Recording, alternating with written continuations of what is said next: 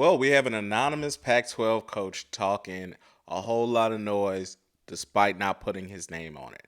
Quote, either he's going to be really good, really fast, and leave for another gig, which, looking at that roster, doesn't seem possible. The alternative is that they're going to be bad, and they'll end up firing him in a big circus. Unquote. Again, that's an anonymous Pac-12 coach on Deion Sanders. Coach Prime then responded to this particular quote with an IG post. Hopefully, he's up out of the hospital. But he said, "The change I speak of ain't about me, it's about y'all. I'm a change agent. My calling is to bring people together that necessarily wouldn't be together to give an opportunity to the whosoever wills to speak truth when a lie has been the normalcy. To stand in the midst of the storms for what God has shown and told me and build young men into real responsible men with character and reason." This is why they mad. Because when they look closely, they really understand it ain't about me. It's about the multitudes. And that's what they're afraid of. When we build like minded men and women into a nation of equality, love, consistency, forgiveness, and understanding, that's why we call out to smart, tough, fast, disciplined young men with character. God said, start right there. You can't stop me from loving my team, and you can't stop them from loving me back. I love them like they are all my sons. Ask somebody, Coach Prime. Win times five. I don't even know where to start because to me, the Pac-12, especially if you're about to leave, to me this reeks of a coach that's like we're about to leave. Honestly, I mean, so I feel like it's either USC or UCLA head coach. Chip Kelly is been around a long time, and he definitely is not going to back down from Deion. Lincoln Riley is a really good advanced head coach and could really have any job he wanted to. Especially he could go to the NFL, he can go to um, any college program he wanted to. It proves that he became the head coach at Oklahoma and then went to USC.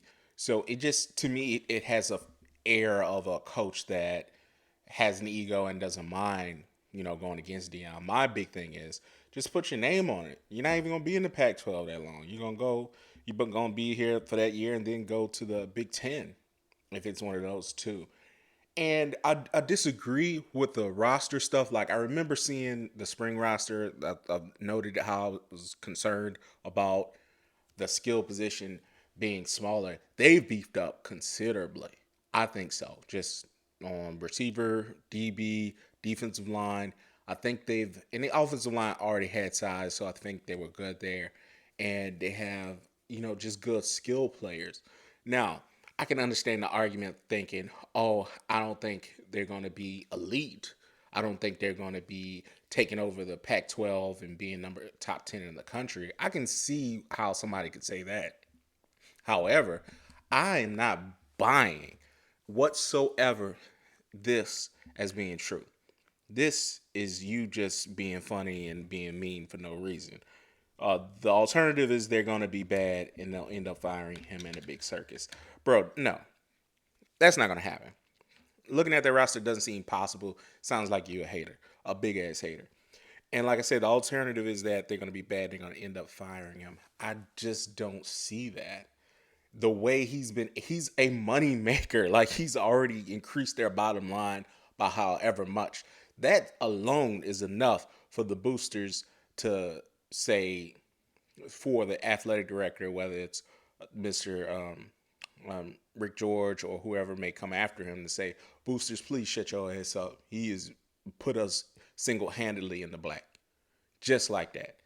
Just like that. He's helping us get in these negotiations with the Big 12 or the Pac 12 to get our numbers up higher. So, from a money reason alone, he's in like just incentivized y'all base more than it ever has, more than Mel Tucker, more than Carl Durrell or whoever else was before there. So I think y'all don't know what you're talking about, random Pac-12 coach. So again, unless you're gonna put your name on it, I feel like you're a hater. And I would respect that person a whole lot more if they did put their name on it. I wouldn't call them a hater. I would just say that's your opinion, which to me is very wrong.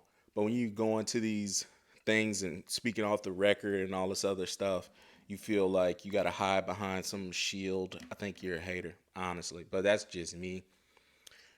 I think their roster is a compete now roster. It is not night and day, but it is a whole lot better than it was in the spring. And they're going to need, again, to spend this time to come together. It is concerning that, Coach Prime is not going to be there throughout the extended summer.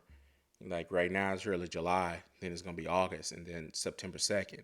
So they're going to really need to be able to come together quickly. But I don't think they're going to be really, really bad. And just say they're really, really bad. The year before they were one in however much. If they go 4-6 or 4-7, Prime ain't gonna be happy. But damn, that's an improvement. So I just don't understand why this person has to be a hater. So that's just me. If it's not those two coaches, my bad. It just feels like it'll be one of those two coaches that don't mind going against Coach Prime and don't mind speaking as well. So y'all let me know what y'all think in the comments below. Who it might be, why they hating on this man, and all you want to comment on Coach Prime's response, which I thought was very pointed and eloquent as far as him saying, don't pay attention to what they're saying. I'm just gonna focus on my mission, and that's why they're mad. I mean that's essentially what he said, but I can't wait to have him show up in person and play these people. Seriously, this play these people, get it on the line. We're we're just months away. So I can't wait. Y'all let me know what y'all think in the comments below. Heritage Sports.